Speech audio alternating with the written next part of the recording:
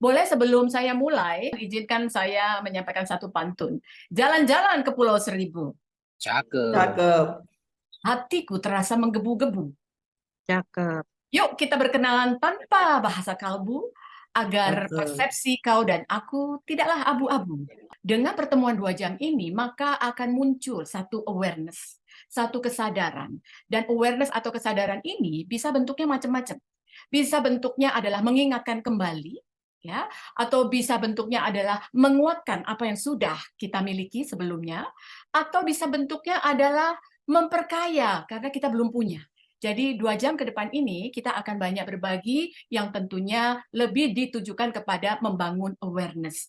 Apa yang mau kita bahas di sini tidak lain adalah tentang effective leadership for performance and change 5.0.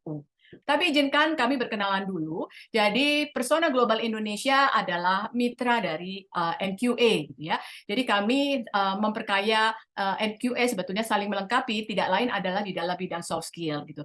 Jadi apa yang kami jadikan fokus di sini tidak lain adalah kami fokus kepada pengembangan kompetensi khususnya di soft kompetensi. Ya, kehadiran kami lebih banyak membantu memfasilitasi perusahaan-perusahaan di dalam upayanya meningkatkan people performance-nya. Karena kami meyakini Bapak dan Ibu teman-teman bahwa kesuksesan satu perusahaan, ya pertumbuhan bisnis dari satu perusahaan itu tidak luput dari pertumbuhan people performance-nya. Dan people performance itu akan bertumbuh dan akan memberikan kontribusi yang positif kalau di dalamnya hadir kompetensi yang kuat. Dan ternyata by research 85% ya kontribusi atau sumbangan dari kesuksesan satu bisnis itu tidak lain adalah kontribusi dari kompetensi soft skill people-nya. Jadi dengan demikian, kalau kita bicara tentang people skill, maka aspek yang ada di dalamnya banyak sekali Bapak dan Ibu sekalian. Salah satunya adalah kemampuan mengelola emosi. Ya, kemudian ada lagi kemampuan mengelola bagaimana kita bisa berpikir secara analitis atau kemampuan bagaimana kita mengambil keputusan. Dan semua kemampuan-kemampuan yang masuk ke dalam soft kompetensi dan juga masuk ke dalam cluster people skill, maka sebetulnya itu kemampuan-kemampuan yang dibutuhkan untuk memperkuat kepemimpinan seseorang.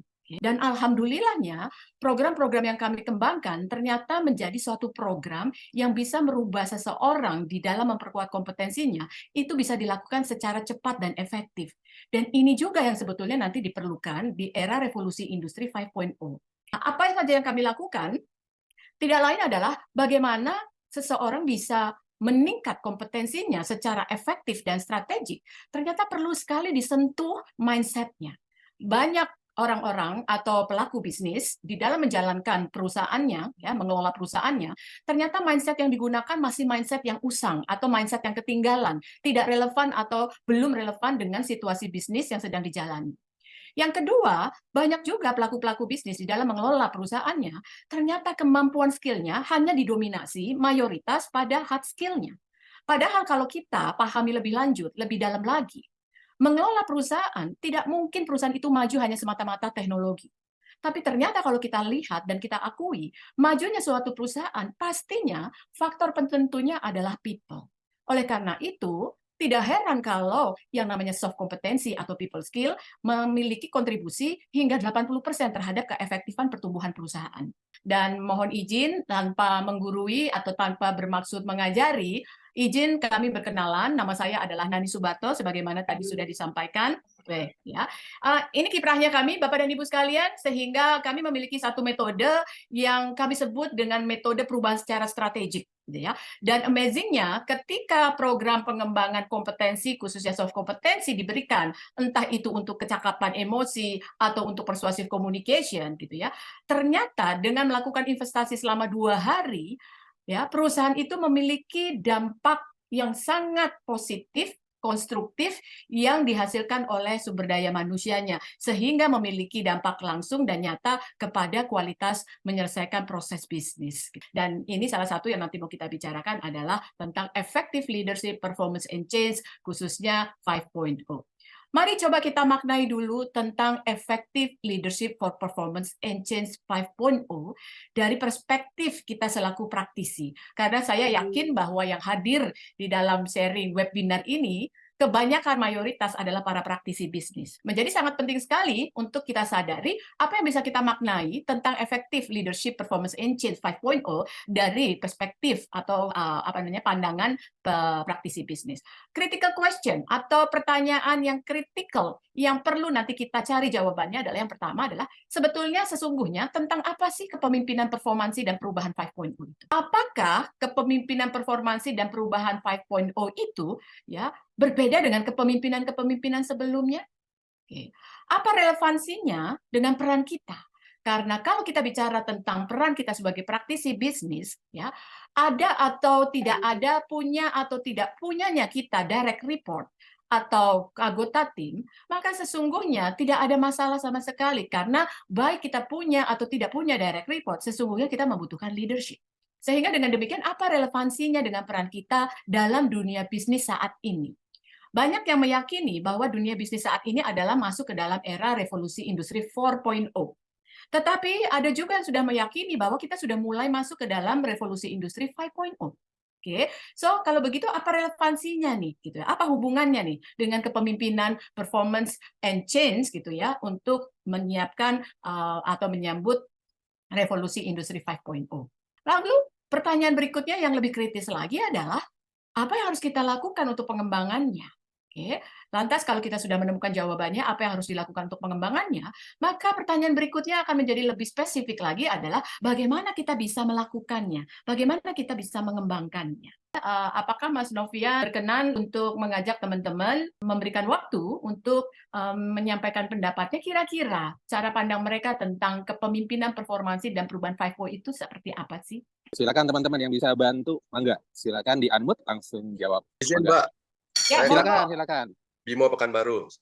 Kalau menurut saya, leadership di era digitalisasi ini, bagaimana seorang leader itu bisa menjadi seorang yang agile, ya, dan juga dia menjadi contoh bagaimana sebenarnya bisa menunjukkan tim, menginspluan dan menginspirasi tim.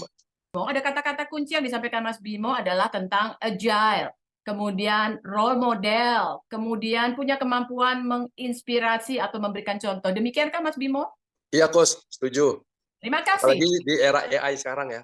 Ya. Jadi semuanya itu leader itu harus digitalisasi juga gitu. Yes, oke. Ada lagi kah yang mau sumbang saran? Ada di kolom chat Ibu Nani dari Pak Irsad Nijam.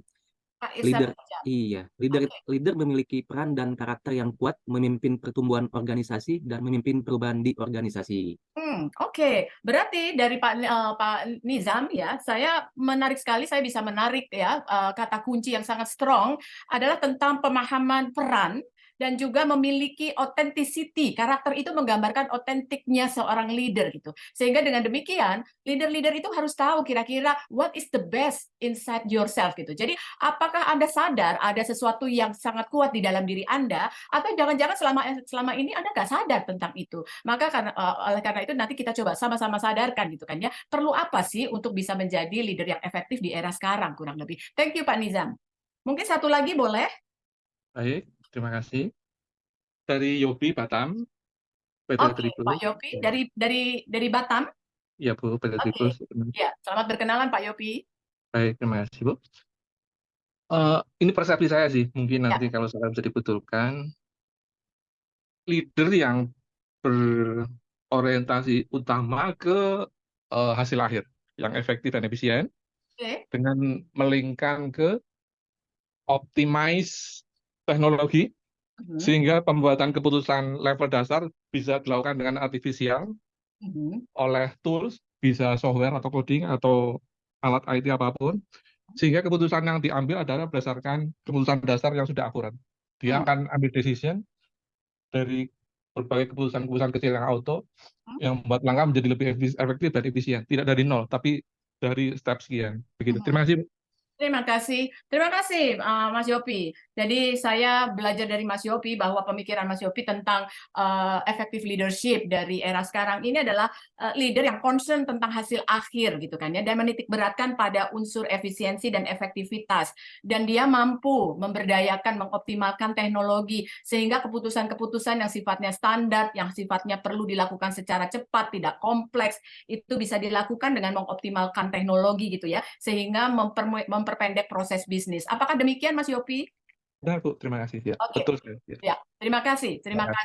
Baik, kalau gitu mari sama-sama kita pahami dulu ya revolusi industri yang sekarang ini dan yang kemudian mulai perlahan-perlahan bergerak menuju revolusi industri 5.0.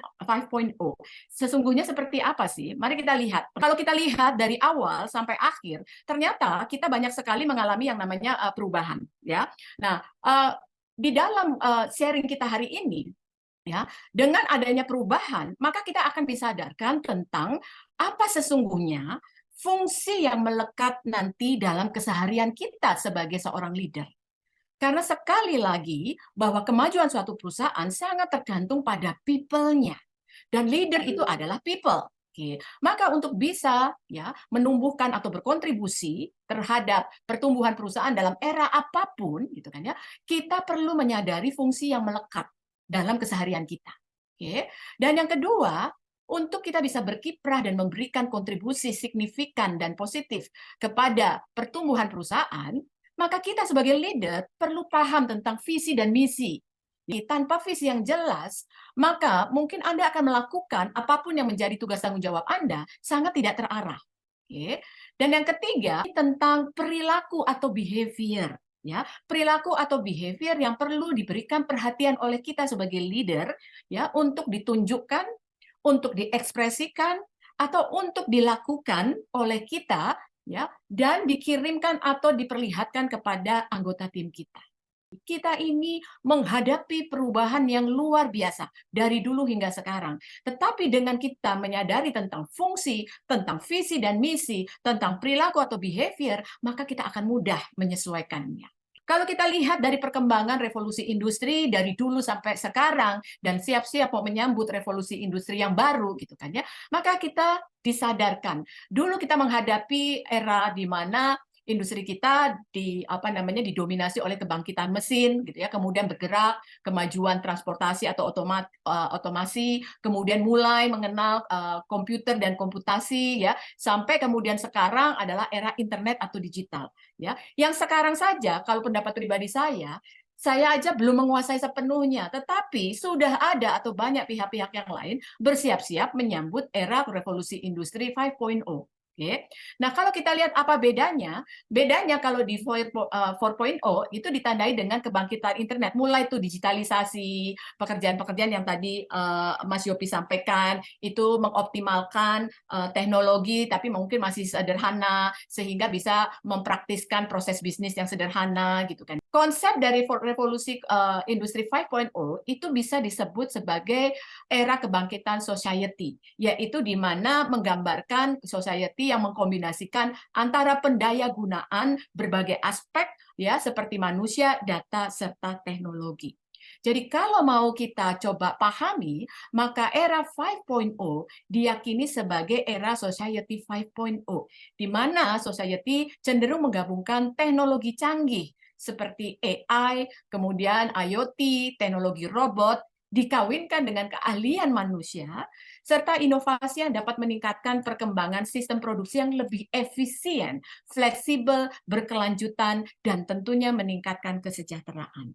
Saya jadi teringat sekali bagaimana generasi muda sekarang cara pandangnya sudah sangat modern, sangat cepat gitu ya, dan kemudian menjadi lebih yakin di dalam memecahkan persoalan. Di revolusi industri 5.0 bisa jadi hal yang paling perlu membutuhkan perhatian adalah bagaimana membangun karakter, bagaimana membangun ketangguhan, dan bagaimana juga membangun kecerdasan emosi. Membuat saya semakin tersadarkan bahwa menjelang revolusi industri 5.0, maka ada beberapa hal yang perlu kita berikan perhatian. Untuk menghadapi era 5.0, seorang individu setidaknya harus memiliki 4 kompetensi dasar. Oke, ya. Apa itu 4 kompetensi dasar? Yang pertama tentunya tetap technical kompetensi itu sangat diperlukan, karena technical kompetensi ini akan berhubungan dengan hard skill yang dibutuhkan untuk melakukan pekerjaan baru seperti melakukan coding, information security, kemudian memahami manusia serta budaya. Yang kedua adalah diperlukan adanya critical kompetensi. Ya, jadi critical kompetensi ini adalah sebuah metode pendekatan untuk menyelesaikan problematika dan juga tugas-tugas yang nanti kita hadapi. Karena menurut hemat saya pribadi, di revolusi industri atau era 5.0 ini, maka tantangan yang kita hadapi akan semakin kompleks, gitu ya, akan semakin rumit gitu ya, sehingga demikian perlu kemampuan memecahkan persoalan itu menjadi jauh lebih kritis gitu kan ya. Jadi perlu sekali yang namanya kreativitas, kemandirian di dalam bekerja, di dalam menyelesaikan persoalan, dan juga perlunya adanya analisa dari kompetensi personal. Jadi yang namanya tantangan personal ini adalah tantangan yang melibatkan emosi, kegesitan, keinginan untuk terus belajar, kemudian tentang daya tahan mental yang kuat. Nah, ini yang kelihatannya memang diperlukan sekali gitu. Dan nanti kehadiran leader akan sangat membantu memfasilitasi pengembangan hal-hal yang diperlukan ini, bukan hanya diperlukan untuk oleh leader, tapi juga diperlukan oleh orang lain. Dan yang menariknya bahwa kompetensi lainnya yang mungkin perlu dikembangkan itu adalah sosial kompetensi. Ternyata kalau kita pahami sosial kompetensi ini sebetulnya adalah tentang cara bagaimana kita menjadi lebih terbuka, ya, lebih peka, lebih terbuka dan lebih peka untuk bisa bekerja sama. Maka saya bilang bahwa kecerdasan emosi harus betul-betul kuat dikembangkan, ya, kemampuan bersinergi, bekerja sama secara tim, ya, kemudian kemampuan bagaimana kita bekerja secara budaya, interkultural itu juga perlu dikembangkan.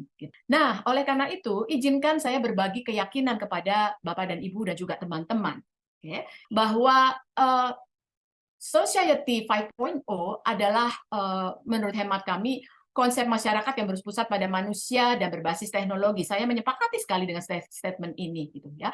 Sehingga dengan demikian pada era ini masyarakat diharapkan mampu menyelesaikan berbagai tantangan dan persoalan sosial yang nanti bisa juga memanfaatkan berbagai inovasi yang memang sudah kita miliki sekarang di era sekarang yang ditujukan untuk meningkatkan kualitas hidup manusia. Oleh karena itu menurut hemat saya leadership memegang peranan penting di dalam meningkatkan kualitas SDM. Leader, kalau memang harapannya, keberadaannya bisa berperan penting, bisa memberikan kontribusi yang signifikan terhadap kualitas SDM satu company, maka leader harus memiliki kecakapan yang tidak lain adalah kemampuan mengembangkan kreativitas, kemampuan untuk berpikir secara analitik, ya, atau critical, kemudian kemampuan berkomunikasi dan kemampuan untuk berkolaborasi, ya. Kemampuan ini tentunya akan digunakan untuk kepentingan pemberdayaan, ya. Jadi pemberdayaan itu kan punya arti bahwa kemampuan, berdaya, bisa, ya, mampu gitu kan ya, dapat gitu kan ya. Maka dengan keterampilan-keterampilan yang nanti dibantu pengembangannya oleh seorang leader, maka kita akan dengan mudah ya menghadapi apapun tantangan yang datang meskipun hidup kita sudah dienakkan dengan kemudahan teknologi. Dan leader pun juga diharapkan ya dengan era Society 5.0 ini dia juga diharapkan bisa membantu memfasilitasi soft skill atau transversal skill di mana tidak lain menggambarkan keterampilan yang bisa membantu kita memiliki hubungan interpersonal berbasiskan kepercayaan, kemudian kita bisa memiliki kemampuan menjadi seseorang yang keberadaannya sebagai warga negara yang berpikiran global, mau ditempatkan di mana pun juga kita bisa menjadi orang yang bisa eksis, bisa berkontribusi, bisa berpikiran global, mampu menggunakan media, informasi, dan sebagainya. Ternyata apa yang dilakukan oleh Persona Global Indonesia sampai dengan saat ini masih relevan. Ya, dan saya sebagai master trainer khususnya di dalam pengembangan soft kompetensi juga melihat bagaimana saya terbantu sekali untuk memfasilitasi banyak pihak agar mereka menjadi sosok yang begitu tangguhnya yang bisa kemudian berinteraksi secara persuasif sehingga dengan berinteraksi secara persuasif mereka mampu mengembangkan alternatif solusi yang diyakini bisa membantu memecahkan persoalan. Apa yang harus kita lakukan, Bapak dan Ibu sekalian? Mari kita bangun kesadaran kita dulu sama-sama. Ya, bangun konteks agar kita menjadi pribadi yang kontekstual. Orang-orang yang bisa kontekstual, maka orang tersebut akan termasuk orang yang sadar dirinya tinggi. Ya, dan untuk menjadi leader nanti yang efektif di era apapun, ya, maka kepekaan itu dibutuhkan sekali. Jadi teman-teman yang nulis di sini, ada yang merasa susah, ada yang merasa kemudian ragu, gitu kan ya. Terus kemudian apa ya, tidak biasa, gitu kan ya, kesal, gitu ya, sulit, berantakan dan sebagainya. Nah, rasa-rasa ini kalau tidak bisa dikelola, ya, kemudian tidak di-shift ke arah yang lebih konstruktif, bisa nggak menjadi pengaruh negatif kepada performansi kita? Pastinya, gitu loh. Ya, pastinya. Nah, hal inilah juga yang harus menjadi perhatian para leader, bagaimana keberadaannya bisa membantu anggota timnya yang mengalami rasa-rasa seperti ini agar tidak berimpak atau berdampak kepada kinerjanya.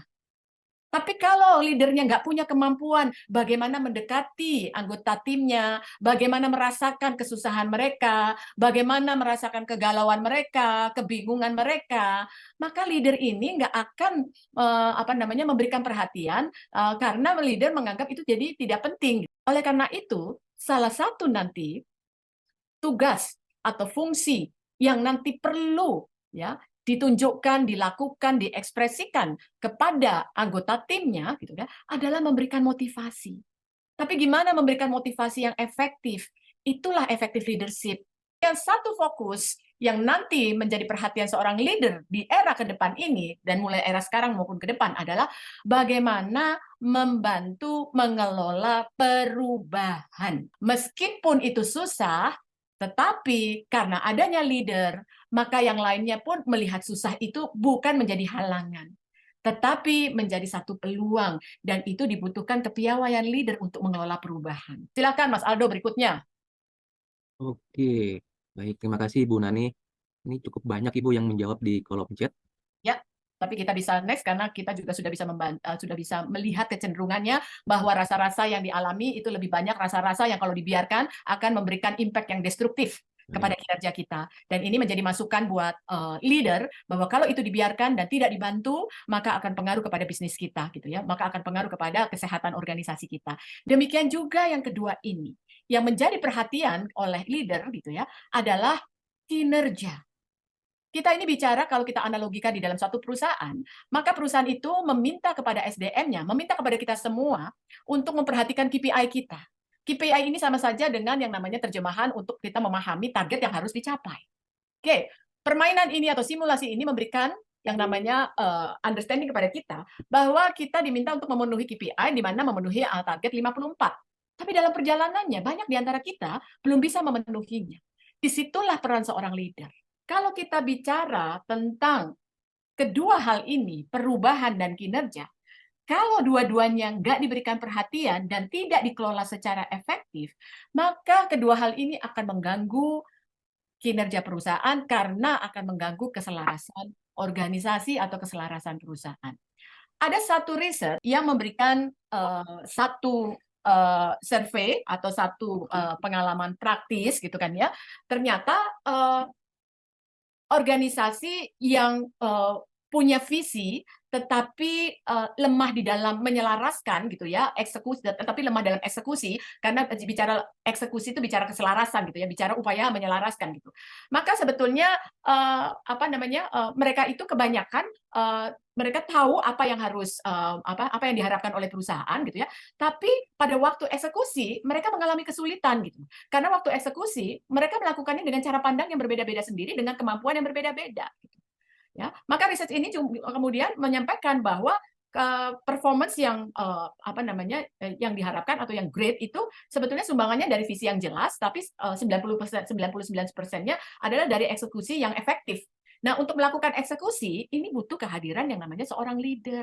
Teman-teman, suatu organisasi ketika berkomitmen masuk ke dalam dunia bisnis, maka dia akan mulai membangun satu tujuan yang besar yang harus dicapai, ya, satu mimpi yang besar yang harus dicapai, yang harus dikonkretkan, maka kita mengenal dengan istilah yang namanya visi dan misi.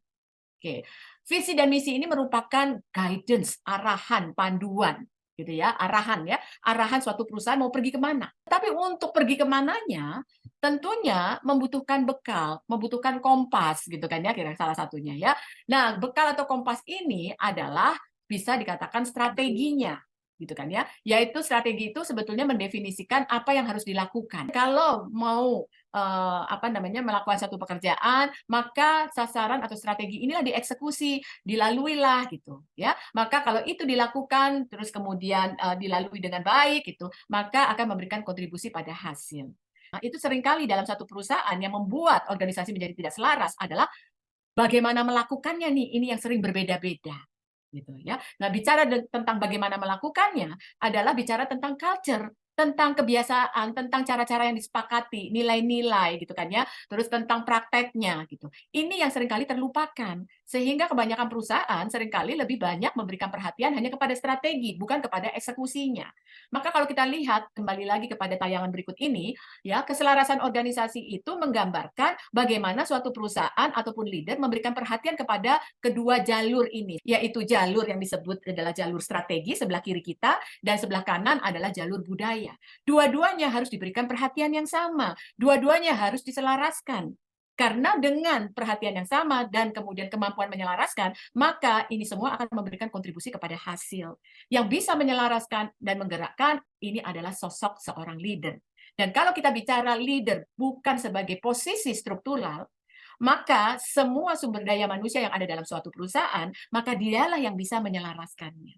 Tetapi kalau di sisi secara formal, leader secara formal, maka kita akan melihat leader dari sisi jabatan struktural. Dan ternyata untuk di perusahaan-perusahaan Indonesia, leader dari sisi struktural punya peranan yang masih penting dan sangat dibutuhkan. Karena dengan leader lah maka orang-orang itu bisa bergerak. Yaitu 3 fungsinya, tidak lain adalah fungsi yang pertama direction, yang kedua adalah fungsi motivation, dan yang ketiga adalah fungsi guidance. Arahan leader ya, itu ada di dalam direction-nya dia. Dukungan, ya, memberikan dorongan, ya, energi positif itu ada di fungsi motivasi. Oke. Kemudian panduan, bagaimana melakukannya, memberi contoh, ya, ataupun memberikan masukan gitu. Itu adalah bagian dari fungsi guidance seorang leader. Baik di dalam merumuskan strategi atau di dalam menjalankan ya budaya, maka 3 fungsi ini diperlukan. Itu diperlukan untuk 2 kepentingan atau 2 kebutuhan. Ya, apa itu kepentingan dan kebutuhannya? Satu adalah kepemimpinan yang diperuntukkan untuk mengelola kinerja atau performansi, dan yang kedua adalah kepemimpinan yang diperlukan untuk mengelola perubahan. Maka kalau kita lihat untuk 2 kepentingan ini, maka praktek dari seorang leader ya di dalam mempraktekkan kepemimpinan untuk perubahan, maka praktek yang dilakukan berbeda dengan praktek yang dilakukan pada waktu kepemimpinannya mau ditujukan untuk kinerja. Karena era apapun, apalagi nanti di era 5.0, maka pastinya banyak perubahan yang akan dihadapi oleh SDM kita. Dan perubahan ini tentunya harus diikuti dengan yang namanya perubahan cara berpikir. Harus diikuti dengan perubahan cara melakukannya. Harus diikuti dengan perubahan behavior atau perilaku. Nah, bagaimana bisa seorang leader bisa membantu mengelola perubahan mindset, kemudian cara, kemudian perilaku, gitu kan ya. Padahal yang dihadapi oleh leader banyak sekali orang-orang yang tentunya berbeda banget cara pandangnya, kebiasaannya. Karena dengan kepiawaiannya membantu memfasilitasi anggota timnya dengan mudah berpindah dari mindset ya yang sudah usang atau tidak valid dengan era sekarang menuju ke mindset yang baru, maka dibutuhkan yang namanya kepiawaian leader di dalam mempengaruhi seseorang. Tapi kalau perubahan itu sudah terjadi, bisa dikelola baik, dan tidak berdampak kepada kinerja, lagi-lagi peran leader dibutuhkan. Karena gimana pun juga perubahan, kalau tetap kita beradanya di dalam dunia bisnis, maka perubahan itu harus selalu bisa mempengaruhi secara positif kinerja menjadi jauh lebih baik. Kalau ternyata perubahan itu belum bisa mempengaruhi kinerja dengan baik, maka disitulah kehadiran seorang leader untuk mempraktekkan kepemimpinan yang ditujukan untuk meningkatkan kinerja anggota timnya. Kalau gitu, gimana praktek kedua kepemimpinan yang kebutuhannya berbeda, satu untuk kinerja, satu untuk perubahan. Performansi change ya, itu adalah kebutuhan yang menjadi concern dari seorang leader untuk bisa berkontribusi meningkatkan bisnis perusahaan. Ketika dia fokus kepada kinerja, bagaimana dia bisa membantu memfasilitasi apakah kinerja dirinya sendiri maupun kinerja anggota timnya, maka apa yang dia harus lakukan adalah action. Action itu diperlukan di dalam memberikan direction, action itu diperlukan di dalam memberikan motivasi, dan action itu diperlukan di dalam memberikan guidance. Dan ini tentunya action itu akan berbeda pada saat waktu mengelola perubahan. Kalau kita bicara fokusnya kepada performance leadership, ya, maka leader ya di dalam memberikan arahan, dia harus punya kemampuan bagaimana merumuskan dan menyampaikan goal secara clear kepada anggota timnya. Kalau dia bisa melakukan itu, berarti dia bisa melakukan fungsi direction untuk kepentingan meningkatkan kinerja, atau bisa disebut performance leadership yang sedang berfungsi. Sementara kedua, dari sisi performance leadership-nya, maka ketika leader melihat situasi dan kondisi, situasi dan kondisi membutuhkan peran leader untuk menjalankan fungsi memotivasi, maka sebetulnya dibutuhkan kemampuan leader di dalam menyampaikan ya reward atau recognition kepada anggota timnya. Karena reward dan recognition itu sangat dibutuhkan untuk memotivasi orang yang akan mau nanti melakukan sesuatu lebih baik lagi dan lebih baik lagi. Goals-nya disampaikan dengan clear, ya, diberi kesempatan untuk melakukan, tapi ternyata belum mencapai juga apa yang diharapkan, ya, maka leader dengan business judgment-nya akan mengambil keputusan bahwa dia harus melakukan fungsi guidance, yaitu melakukan coaching. Ini adalah praktek-praktek yang harus dilakukan oleh kita sebagai leader yang ditujukan untuk membantu memfasilitasi peningkatan kinerja. Ya. Tapi kalau ternyata peningkatan kinerjanya sudah bagus, tapi tiba-tiba kita melihat ada perilaku yang tidak selaras dengan nilai-nilai perusahaan, maka disitulah peran seorang leader untuk mempraktekkan change leadership, kepemimpinan perubahan. Oke, mari kita lihat. Pada waktu si leader ingin melakukan fungsi direction untuk bisa menyelaraskan perilaku anggota timnya, gitu, seperti yang diharapkan atau sesuai dengan nilai-nilai perusahaan, maka leader ini mengkomunikasikan, prakteknya adalah salah satunya adalah bagaimana leader ini bisa mengkomunikasikan visi dengan jelas, bisa membuat orang itu menangkap apa yang menjadi gambaran masa depannya, terus bagaimana bisa membangun komitmen ya tentang apa yang sudah dipikirkan bersama tentang masa depan, bagaimana seorang leader bisa mengajak anggota timnya untuk bisa melakukan beberapa antisipasi yang perlu dilakukan agar gambaran besar itu bisa kemudian dicapai. Ya, ini adalah praktek yang dilakukan leader di dalam menjalankan fungsi direction.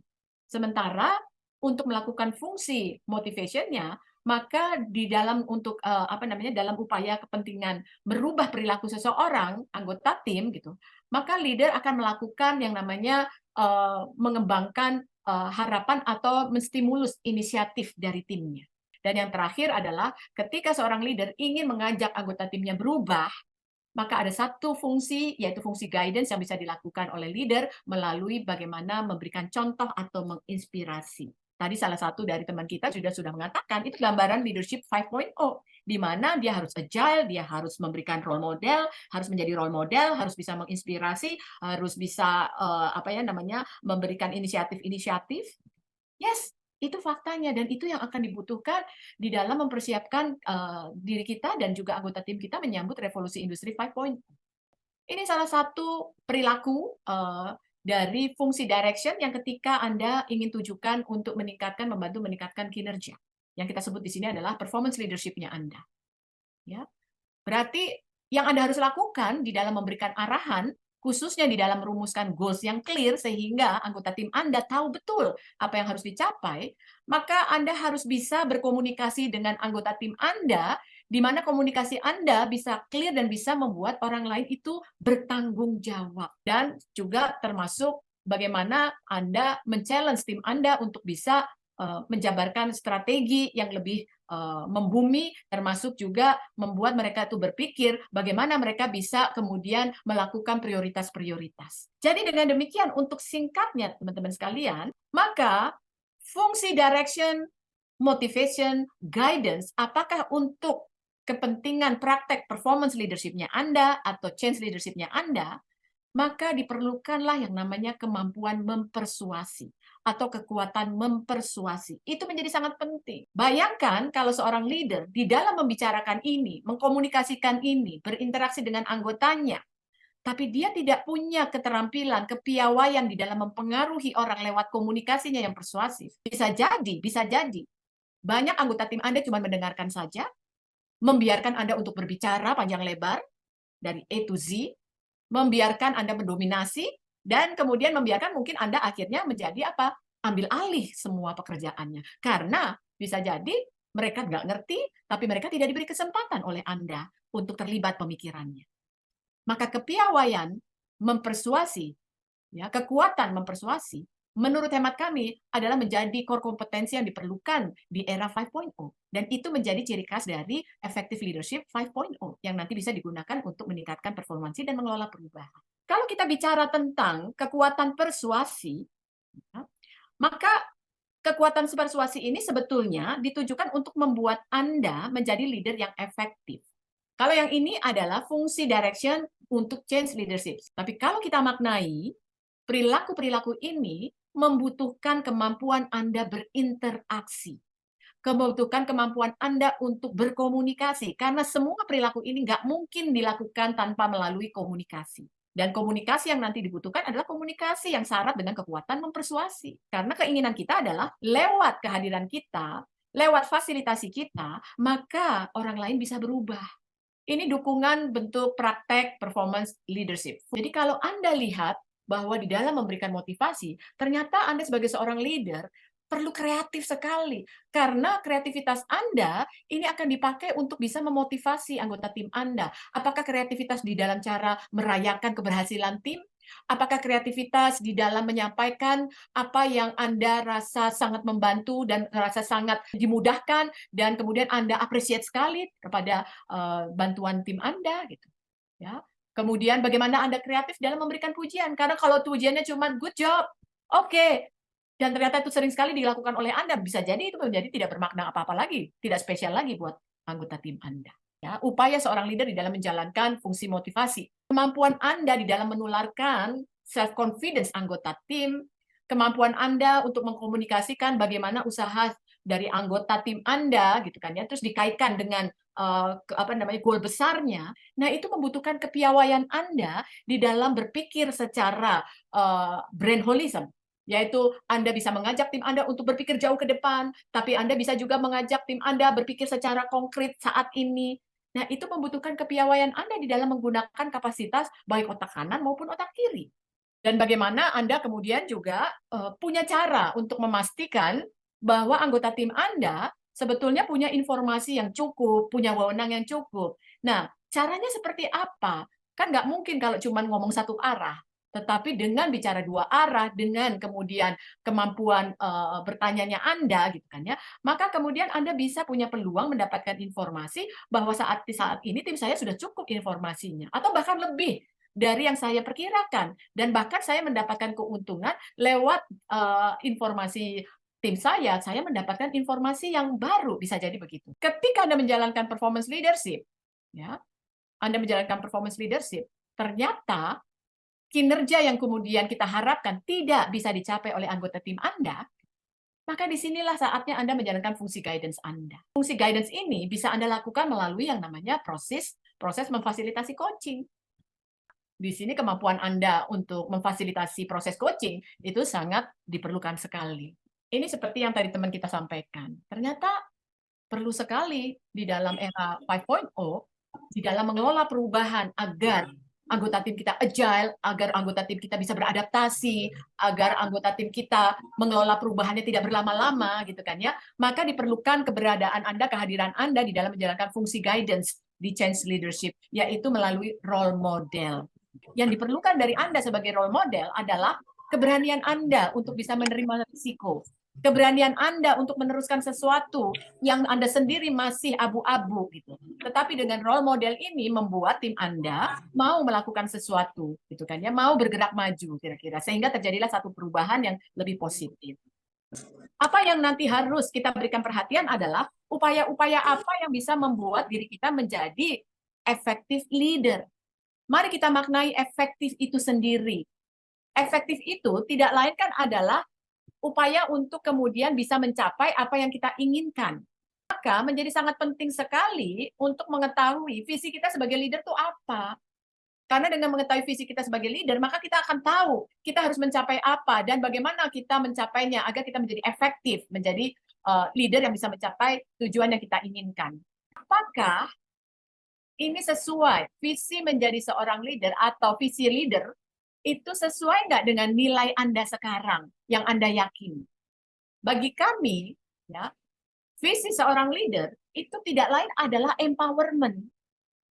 Tugas atau nilai yang sangat mulia yang diusung oleh seorang leader itu adalah empowerment. Empowerment itu memiliki makna yang tidak lain adalah pemberdayaan. Dan pemberdayaan itu sebetulnya memiliki pesan yang tidak lain adalah proses yang memberikan kesempatan kepada orang lain.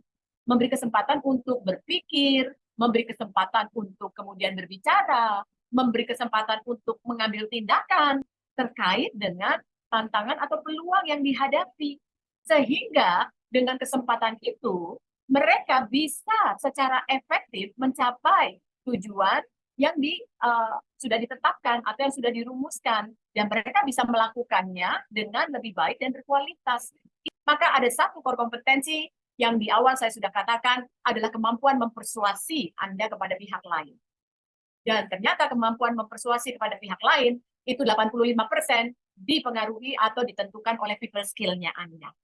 Dan di dalam people skill adalah kemampuan atau kekuatan komunikasi efektif Anda.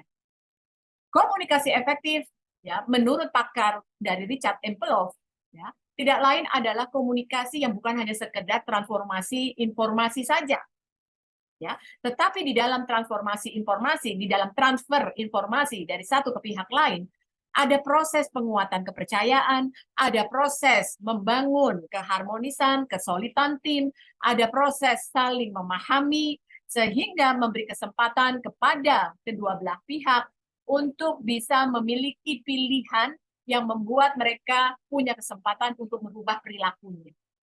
Jadi itulah yang nanti kita perlukan core kompetensi menjadi leader 5.0, yaitu komunikasi secara persuasif. Nah, yang nanti mesti kita sadari dan kita renungkan adalah ketika kita mau mengempower anggota tim kita, maka tanya dulu kepada diri kita nih teman-teman, apakah kita sudah secara optimal mengempower diri kita? Karena penting sekali sebelum mengempower orang lain, maka penting untuk mengempower diri sendiri. Mari kita cek dulu nih. Yang pertama adalah ternyata untuk membuat diri kita mempunyai power positif sehingga bisa digunakan untuk memberdayakan orang lain, diperlukan self awareness-nya Anda, teman-teman. Apa yang Anda bisa lakukan untuk membuat self awareness-nya Anda itu selalu hadir? Jadi yang pertama adalah amati Anda ketika Anda sedang berinteraksi sebagai leader, ya, yaitu ketika Anda sedang melakukan fungsi direction, motivation, and guidance. Tampak luar Anda itu seperti apa? Apakah Anda bicaranya dengan murah senyum? Apakah Anda bicaranya mungkin dengan kerenyitan dahi? Ya, apakah Anda bicaranya rileks? Ya, karena tampak luar ini akan mempengaruhi bagaimana situasi interaksi Anda dengan anggota tim Anda. Kemudian, sadari juga hal-hal terbaik apa yang Anda miliki, yang bisa Anda gunakan untuk membuat kepemimpinan Anda menjadi efektif. Perlu sekali Anda untuk memikirkan personal branding Anda sebagai seorang leader. Anda ingin menjadi leader yang seperti apa sih? Apakah leader yang ingin mempengaruhi, leader yang kreatif, atau inspire leader, gitu ya. Personal branding Anda mau bangun sebagai leader yang seperti apa? Atau leader yang kemudian bisa terbuka terhadap masukan orang lain. Itu mesti ditulis. Karena dengan demikian, ini yang nanti akan selalu mengingatkan Anda ketika Anda akan menjalankan fungsi direction, motivation, and guidance. Maka yang perlu kita latih ya secara konsisten sehingga menjadi kebiasaan adalah satu adalah bangun awareness Anda. Awareness ini ya tidak lain adalah upaya Anda untuk nanti selalu menemukan diri Anda mindfulness, sadar diri yang kuat, fokus. Karena dengan mindfulness-nya Anda menjadi orang yang bisa peka terhadap situasi apa yang sedang saya hadapi, konteks apa nih, persoalan apa nih yang saya sedang hadapi gitu. Okay. Karena dengan mindfulness, kemampuan Anda memahami konteks dengan lebih jernih, maka Anda bisa memberikan ruang memberikan kesempatan kepada analytical thinking Anda. Karena seorang leader di dalam bersikap, bertindak, itu membutuhkan kemampuan untuk berpikir analitis. Ya. Tapi kalau Anda nggak punya awareness, ya, kemudian Anda nggak biasakan mindfulness, fokus, peka, maka akhirnya kemampuan analytical Anda tidak jalan, maka tindakan Anda bukan menjadi responsif, tetapi tindakan Anda lebih sering diekspresikan lewat tindakan reaktifnya Anda. Dan ketika kita mau mengeksekusi responsiveness-nya kita, maka libatkan otentik leader-nya kita yang tidak lain diidentifikasi sebagai welas asih. Compassion itu adalah libatkan dengan niat baik Anda, welas asih Anda, keinginan Anda yang ingin melihat orang lain lebih baik, keinginan Anda untuk melihat diri Anda lebih baik. Jadi kaitkan itu, teman-teman. Ini mudah, tidak mudah sama sekali, tidak mudah sama sekali. Ya, tapi bagaimana meskipun tidak mudah, tapi saya tetap termotivasi. Maka yang ketiga adalah Anda selalu hadirkan di dalam diri Anda ya untuk nanti Anda gunakan mengempower orang lain, yaitu membangun self motivation-nya Anda. Apa yang Anda bisa lakukan di dalam membangun self motivation-nya Anda, yaitu adalah Anda selalu berpikir bertumbuh, Anda selalu berpikir positif. Kayak misalnya saya, tiba-tiba saya nggak jadi pergi, gitu ya, tidak dipakai oleh satu perusahaan, gitu. Padahal saya sudah istilahnya sudah mengembangkan modulnya, sudah kemudian mengerjakannya dengan baik, gitu. Tiba-tiba keputusan bahwa saya tidak dilibatkan. Oke, ini bisa mendaunkan saya, bisa mendemotivasi saya. Tetapi karena saya selalu menggunakan pikiran yang bertumbuh, maka saya memaknai bahwa tidak jadinya saya dilibatkan, paling tidak saya sudah punya kemajuan, yaitu apa? Saya punya modul yang sudah siap karena saya sudah kembangkan, dan nanti seandainya itu dipakai, saya tinggal pakai saja. Itu yang nanti diperlukan, cara berpikir seperti itu yang diperlukan oleh Anda di dalam membangun self-motivation. Jadi dengan demikian Anda harus terbiasa di dalam nanti memberdayakan orang lain, terbiasa bahwa Anda melakukan tindakan kepemimpinan Anda, fungsi direction, motivation, and guidance, selalu ada sasaran minimal dan sasaran maksimalnya. Kenapa begitu? Karena dengan sasaran minimal dan sasaran maksimal, maka Anda akan selalu termotivasi. Karena minimalnya saja sudah terpenuhi, maka itu membuat Anda termotivasi untuk melakukan melakukan lebih baik lagi, sampai akhirnya sasaran maksimalnya terpenuhi. Kalau 3 tindakan atau kebiasaan di mana untuk membuat Anda lebih berdaya sebelum memberdayakan orang lain, ini bisa dibangun oleh Anda, dikuatkan oleh Anda, maka Anda akan mulai siap memberdayakan pihak lain, yaitu anggota tim Anda. Oke? Sebelum Anda memberdayakan pihak lain, maka siap-siaplah diri Anda dengan mental model positif dulu, teman-teman. Apa mental model positif yang Anda perlu bangun? Yang pertama adalah minimalkan judgmental Anda terhadap orang lain. Yang kedua, mental model positif yang Anda harus hadirkan untuk memberdayakan orang lain di era 5.0 adalah bantu orang lain untuk bantu Anda sendiri.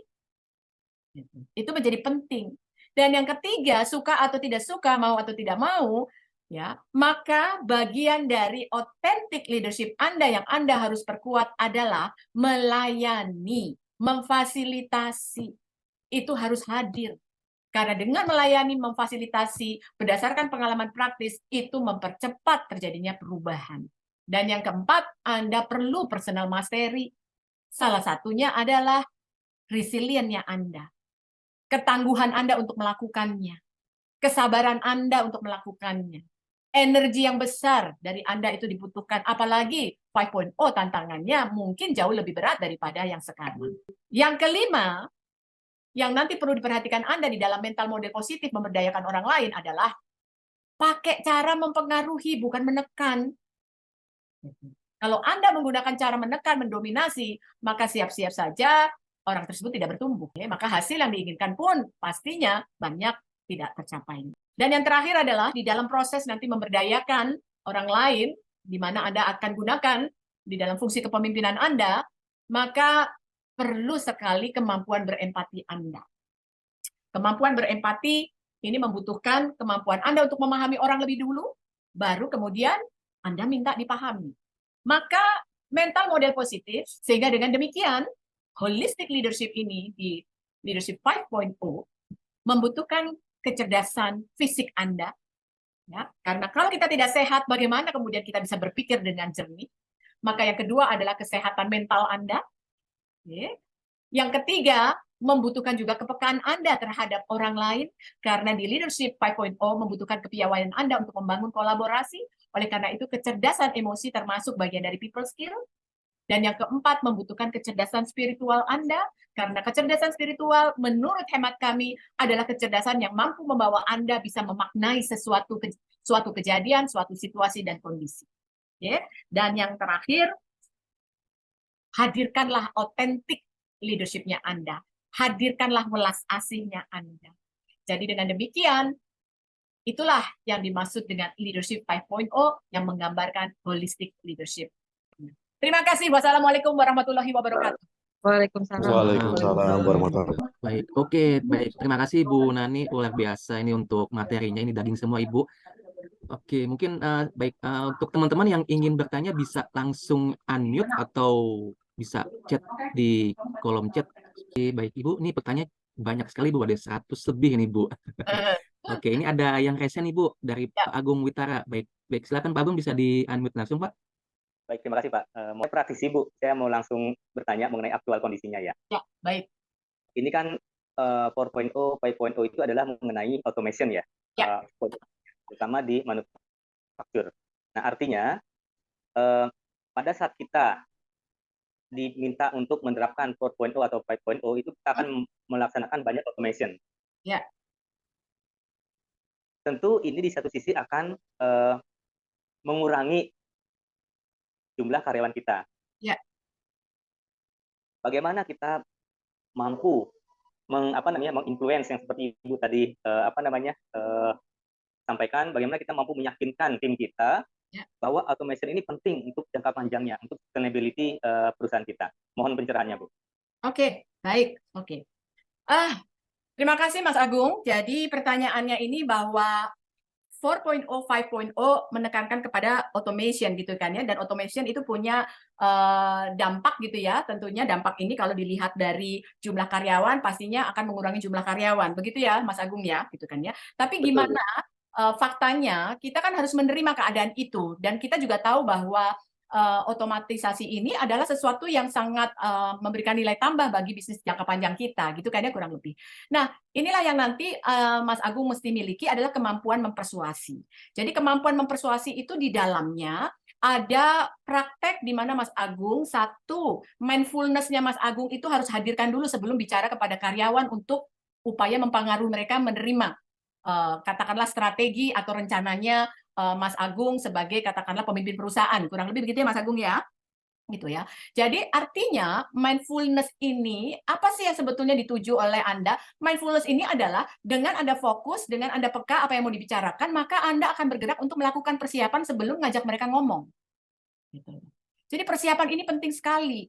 Apa yang mau Anda sampaikan, fakta-faktanya apa? Kenapa ini menjadi penting untuk dibicarakan bersama? Kalau ini dilakukan bersama-sama, ini sebetulnya untuk solusinya untuk apa sih? Dan kalau ini bisa kita praktekkan bersama-sama, apa manfaatnya? Buat kita pribadi, buat divisi kita, buat kemudian perusahaan. Nah, itu mesti disiapin sebelum ngomong kepada anggota tim Anda. Oke, Bu, ini masih ada beberapa pertanyaan, Ibu. Ya. Dari Pak Riptiawan. Ini pertanyaannya, saya menambahkan skill untuk personal branding dan good communication skill. Mohon pencerahannya, apakah penampilan dan EQ juga cukup mempengaruhi performance leadership ini, Bu? Terima kasih. Bukan cukup, sangat. Ya, bukan cukup, sangat. Karena kita akan menghadapi anggota tim yang berbeda-beda sekali. Ada anggota tim yang dimotivasi karena dia berhadapan dengan orang yang bicaranya bersemangat. Orang yang kemudian tampilannya itu enak dilihat atau mencerahkan, ya. Apalagi kecerdasan emosi.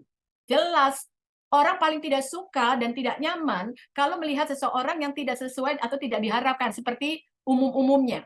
Berhadapan dengan orang yang tidak termotivasi, lesu, apakah kemudian akan membangkitkan semangat lawan bicara kita? Tentu tidak. Ya, berbicara dengan orang yang kemudian pembawaannya marah-marah, menekan, gitu kan. Apakah kemudian membuat orang lain menjadi lebih kemudian termotivasi? Tidak, malah mungkin lebih diam dan bahkan tidak keluar kreativitasnya. Karena apa? Dalam posisi yang tidak nyaman dan terancam. Akhirnya nggak bisa berpikir dengan jernih.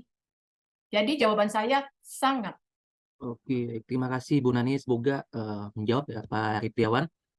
Baik, kemudian ada pertanyaan dari Ibu Cerah. Ini bagaimana caranya agar kita selalu bisa termotivasi dan mencapai goal walau di situasi genting dengan SDM yang tidak kompeten dan lingkungan kerja yang kondusif, atasan sering marah-marah dan mencari kesalahan-kesalahan daripada apresiasi. Baik. Oke, bagaimana selalu memotivasi kalau kita bagaimana saya bisa menjaga motivasi saya jika saya menghadapi situasi-situasi yang genting, atasan sering marah-marah, kurang lebih begitu ya, Mas Aldo? Betul. Betul, Ibu. Oke. Inilah gunanya kecerdasan spiritual buat saya. Karena kecerdasan spiritual tidak serta-merta berkaitan dengan agama gitu kan ya. Tapi buat saya kecerdasan spiritual itu menandakan bahwa seseorang itu bisa menangkap, mengambil hikmah atau memaknai sesuatu secara dalam dan secara positif gitu.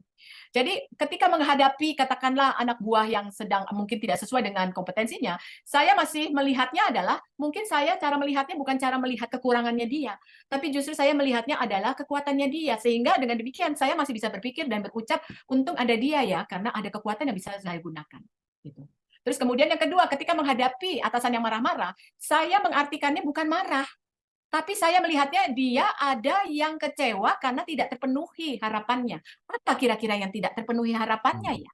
Jadi dengan demikian saya akan tetap menjaga diri saya, pola pikir saya untuk tetap berpikir secara jernih, analitis.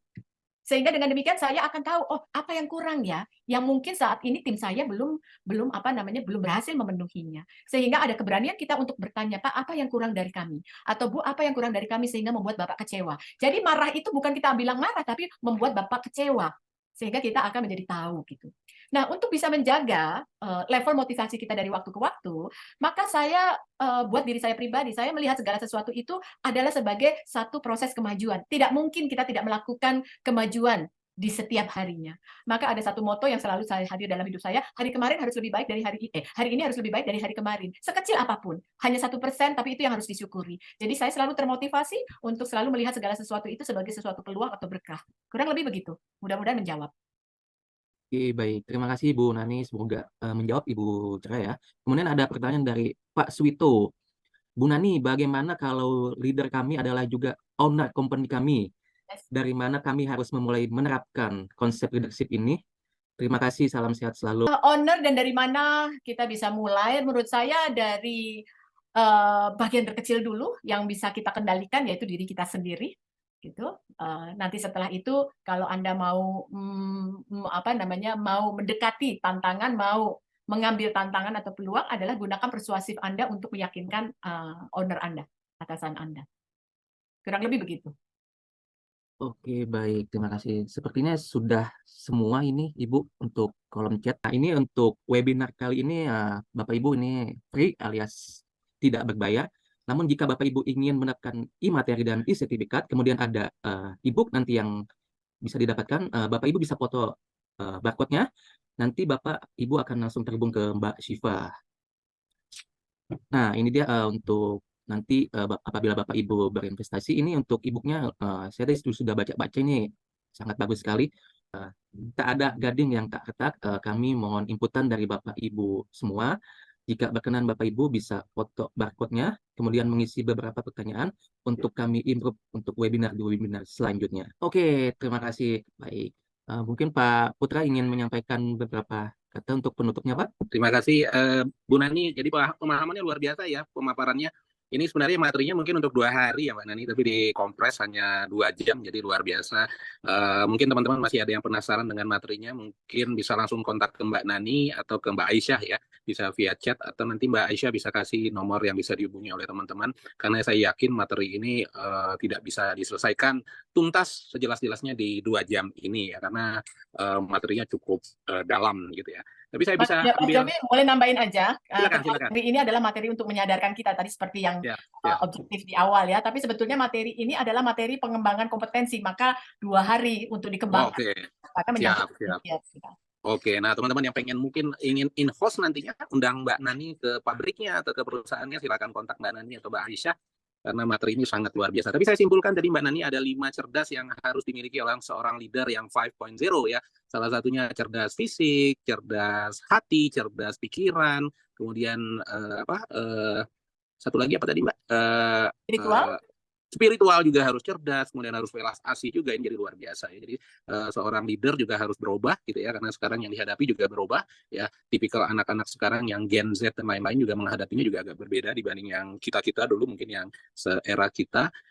Tipikal loyalitasnya juga berbeda dan lain-lain. Jadi ya seorang leader juga harus berubah ya, bisa mengakomodir perubahan zaman. Jadi luar biasa paparannya Mbak Nani hari ini. Mudah-mudahan bermanfaat untuk teman-teman semua dan menjadi amalan untuk sedekah ilmu yang di 2 jam ini bagi Mbak Nani dan Persona Global tentunya. Oke, itu saja mungkin tambahan dari saya. Oke, baik. Terima kasih. Oke, luar biasa. Thank you Mbak Nani, thank you teman-teman semua. Terima kasih semuanya.